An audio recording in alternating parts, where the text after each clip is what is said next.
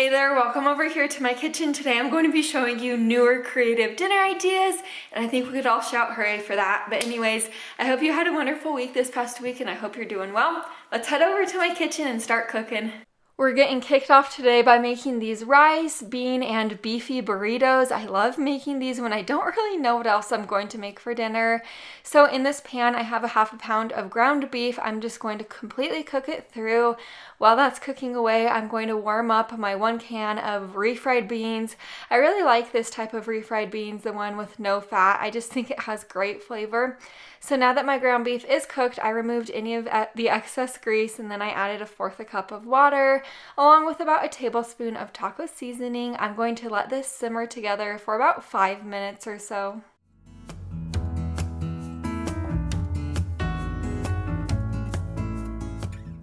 Now we're going to warm up our tortillas. Of course, you could use any type of tortilla you like for this recipe, but I have been loving these Tortilla Land tortillas. All you have to do is warm them up for about a minute on each side on a pan in your stove, and that's it. They taste like they're homemade. But to assemble these burritos, I have my rice right here. I just cooked it up in my Instant Pot, along with shredded cheese, 3 fried beans, and the ground beef. So I just placed a little bit of cheese on the bottom of my tortilla, and then next the rice, the beans, and then the ground beef. I just rolled it up.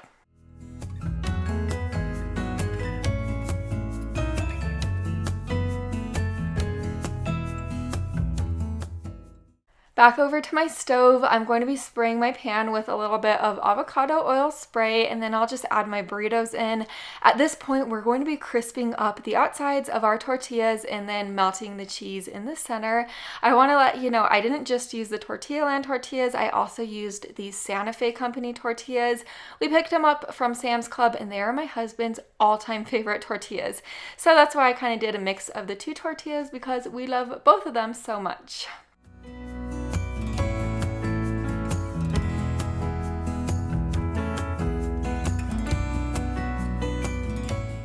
Here's my plate of food. I served my burritos with guacamole, sour cream, cherry tomatoes, iceberg lettuce, lime, and salsa.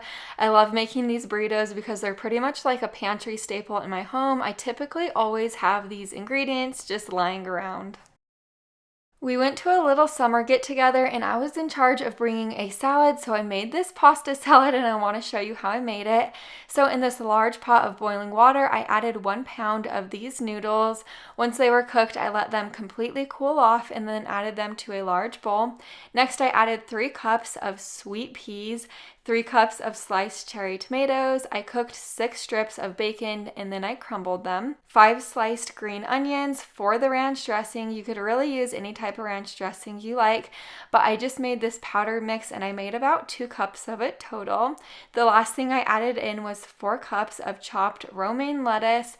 You're going to stir this all together and let it chill in your fridge for at least an hour.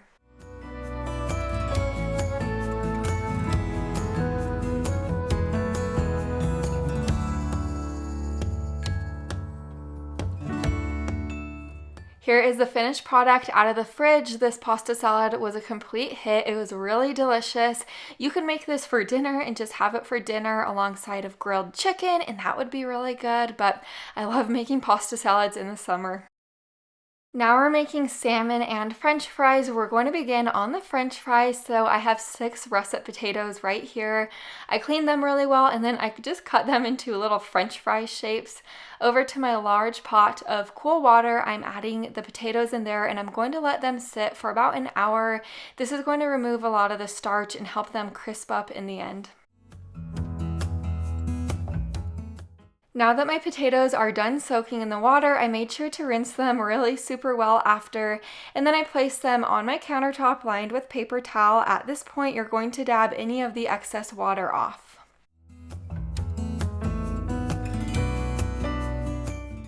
Over to my air fryer, I'm spraying a little bit of avocado oil spray on the bottom, or you could pour regular olive oil, whatever your preference is.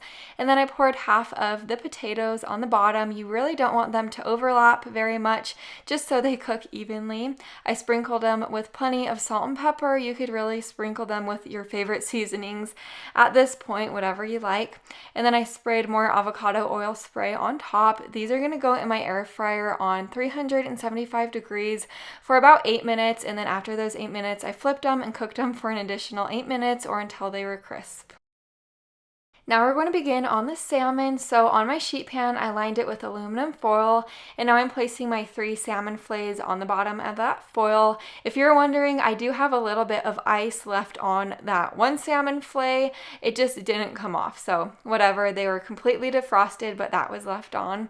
I drizzled the salmon with a tablespoon of olive oil, and now I'm generously sprinkling it with garlic salt.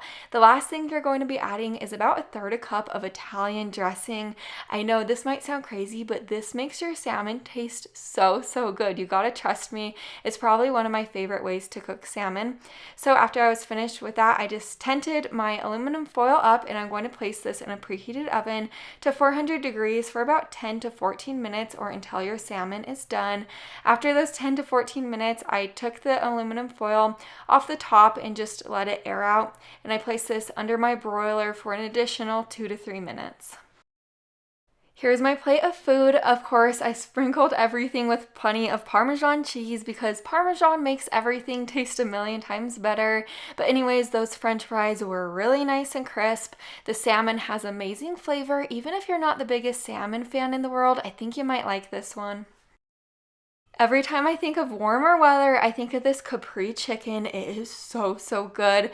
To get it started, I have 2 chicken breasts. I'm slicing them in half horizontally. This is going to help your chicken cook quicker. It will also make your chicken a lot more tender in the end. So now I'm sprinkling both sides with onion powder, garlic powder, Italian seasoning, and salt and pepper. I do also want to let you know you could, of course, use more chicken or less chicken for this recipe depending on your preference. Now over to my pan, I have a tablespoon of hot olive oil and a tablespoon of melted butter. I added my chicken, and I'm going to cook it completely through. While my chicken is cooking, I'm going to begin on the side dish. I'm choosing to make couscous, just this box of it. It is so easy to throw together. It takes less than 5 minutes to make it. So if you're kind of last minute with your side dishes like I am, I definitely suggest it. Also, I just follow the instructions on the back of the box.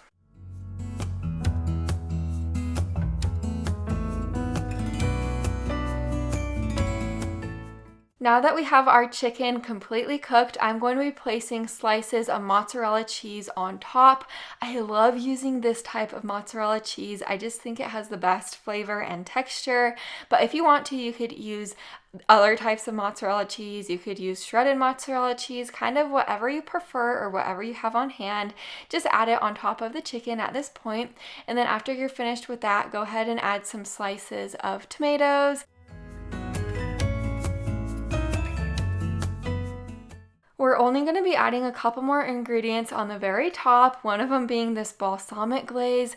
If you've never tried balsamic glaze before, it is absolutely amazing. It has great flavor. I definitely suggest it.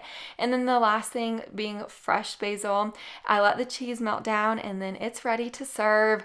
I actually made most of this meal one-handed because my little daughter, Brinley, she thought I had to hold her the entire time I was cooking, and she kept trying to help cook. It was kind of sweet, but this is my plate of food. I served it, of course, with the couscous and then sprinkled fresh parsley on top. This meal's amazing. My daughter's favorite part is actually the couscous.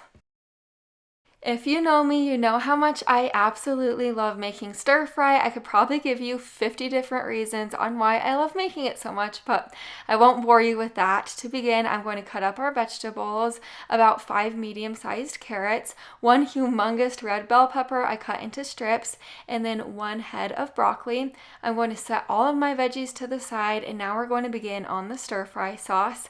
In this little bowl, I just added 1 tablespoon of cornstarch, followed by 2 tablespoons tablespoons of cold water.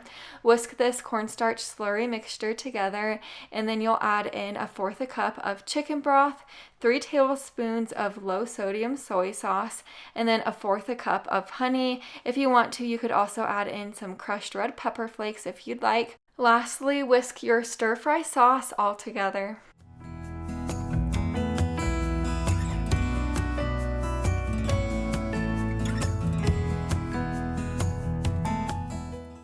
I'm not sure why, but my camera completely cut out me cooking the chicken, so I have a pound of chicken that I cooked up in a tablespoon of hot olive oil with salt and pepper on it. So now that my chicken is cooked, I removed it to a separate plate, and I'm going to be setting this plate to the side. In the same pan that we cooked the chicken in, we're going to start on the vegetables now. So I added an additional tablespoon of olive oil along with 1/4 cup of water. Next, I added all of the vegetables. You're going to cook these vegetables until they become soft. It'll take about 5 minutes. Sometimes I get questions on how I cook my rice. I typically do it in the Instant Pot.